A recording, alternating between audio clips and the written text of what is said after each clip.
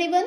तो आज की इस वीडियो में हम पढ़ने वाले हैं सेक्सुअल ट्रांसमिटेड डिजीज़ यानी कि यौन संचारित रोग कि ये क्या होते हैं और कैसे फैलते हैं और आखिर इन्हें फैलने से कैसे रोका जा सकता है। तो आइए स्टार्ट करते हैं।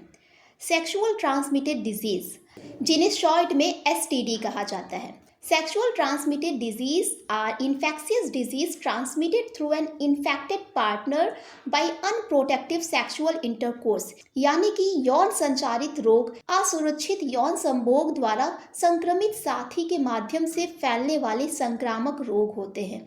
देखिए, ये बहुत ही ज़्यादा खतरनाक रोग होते हैं जो कि किसी एक संक्रमित व्यक्ति से दूसरे व्यक्ति को हो जाता है।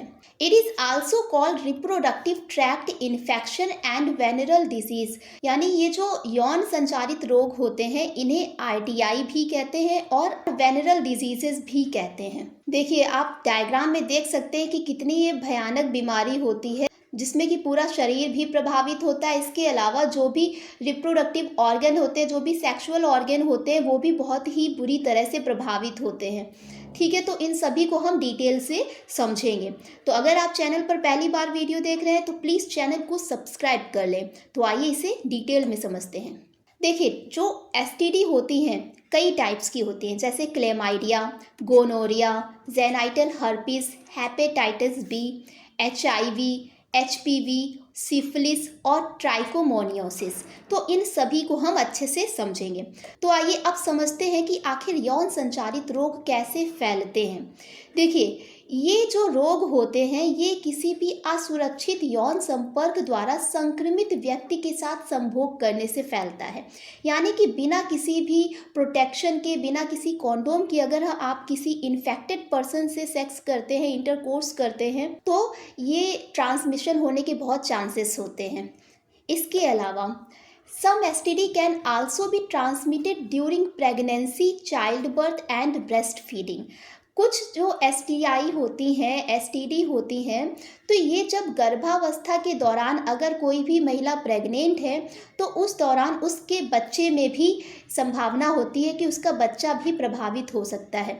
इसके अलावा अगर कोई महिला अपने बच्चे को स्तनपान करा रही है तो उस दौरान भी जो STD होती है यानी यौन संचारित रोग होते हैं ये ट्रांसफ़र हो सकते हैं। नेक्स्ट है कि exposure to blood that contains the infectious agent and the sharing of needles. यानी कि रक्त के संपर्क में जिसमें संक्रामक एजेंट हो, अगर उस तरीके का कोई भी ब्लड अगर किसी पर्सन को चढ़ाया जाता है तो भी चांसेस होते हैं कि वो संक्रमित हो सकता है।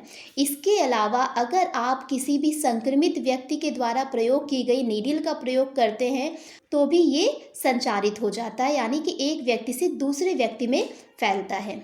नेक्स्ट है कॉन्टैक्ट विद वेजाइनल फ्लूइड और सीमेन। यानी कि योनि द्रव और वीर्य के साथ संपर्क में आने पे तो भी ये ट्रांसमिट हो जाता है। तो आइए अब देखते हैं कि आखिर इससे कैसे बचा जा सकता है, आखिर इसके क्या रोकथाम है। तो देखिए, सबसे पहला सबसे इम्पॉर्टेंट चीज़ कि avoid sex with unknown partner और मल्टीपल पार्टनर। यानी कि किसी भी अनजान व्यक्ति से सेक्सुअल कांटेक्ट नहीं बनाना चाहिए, कोई भी संबंध नहीं बनाना चाहिए, और इसके अलावा अलग अलग पर्सन यानी बहुत से व्यक्तियों के साथ कोई भी यौन संबंध नहीं बनाना चाहिए। नेक्स्ट है कि one should always use condoms during sexual intercourse. यानी कि मैथुन के दौरान हमेशा कॉन्डोम का उपयोग करना चाहिए। मतलब अगर कोई व्यक्ति इंटरकोर्स कर रहा है तो उस दौरान उसे कॉन्डोम का उपयोग ज़रूर करना चाहिए। देखिए, कॉन्डोम का यूज़ करना बहुत ही ज़्यादा आपके लिए यूज़फुल होता है क्योंकि इसके यूज़ करने से बहुत सारी इन्फेक्शन से बचा जा सकता है। इसके अलावा कोई भी जो STD होती है, सेक्सुअल ट्रांसमिटेड डिजीज़ होती है, तो उससे भी बचा जा सकता है। नेक्स्ट है कि अगर कोई भी डाउट होता है और अगर आपकी बॉडी में कोई भी सिम्टम्स दिखते हैं, आपको लगता है कि मुझे कोई इन्फेक्शन है, तो आपको तुरंत डॉक्टर से सलाह ज़रूर लेनी चाहिए और पूरा डॉक्टर से इलाज कराना चाहिए। नेक्स्ट, अब हम पढ़ेंगे कुछ इसकी डिजीज़ की कौन कौन सी डिजीज़ होती हैं और उनके क्या लक्षण होते हैं। सबसे पहले हम पढ़ेंगे गोनोरिया।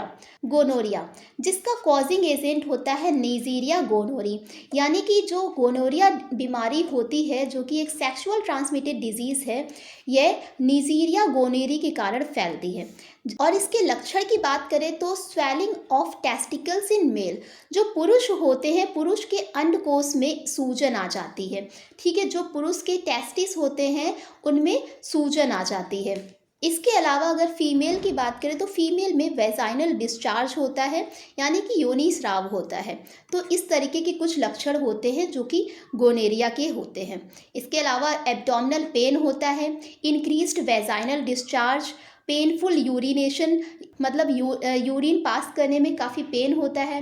इसके अलावा डिस्चार्ज फ्रॉम द पेनिस, जो पुरुष होते हैं मेल होते हैं उनके पेनिस से डिस्चार्ज आने लगता है। स्वेलिंग ऑफ टेस्टिकल्स, जो टेस्टिस होती हैं वो स्वेलिंग, उनमें सूजन आ जाती है।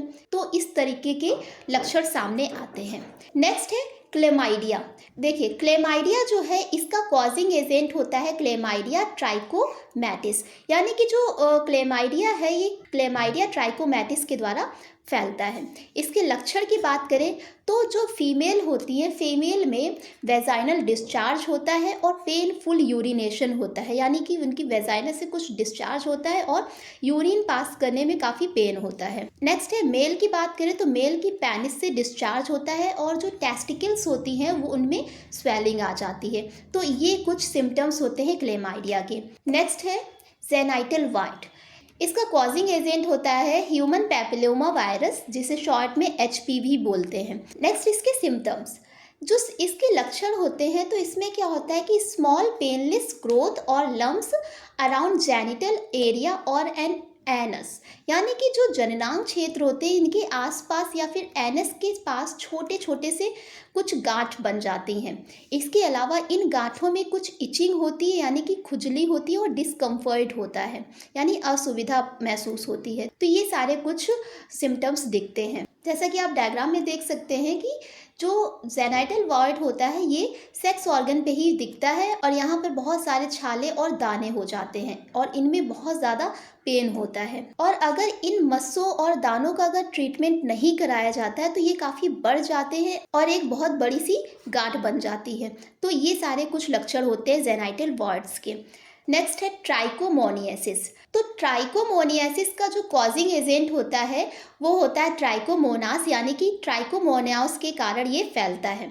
इसके अलावा अगर इसके लक्षण की बात करें, in female it causes vaginitis with fall smelling and vaginal discharge and burning sensation, यानी कि ये जो ट्राइकोमोनियासिस होती है तो इसमें क्या होता है, जो फीमेल होती है यानी जो महिला होती है उसकी जो वेजाइना होती है उससे वेजाइना से कुछ सेक्रीशन होने लगता है और साथ ही उसमें कुछ फॉल स्मेलिंग आती है और जलन भी महसूस होती है। तो ये कारण बनता है वेजिनाइटिस का।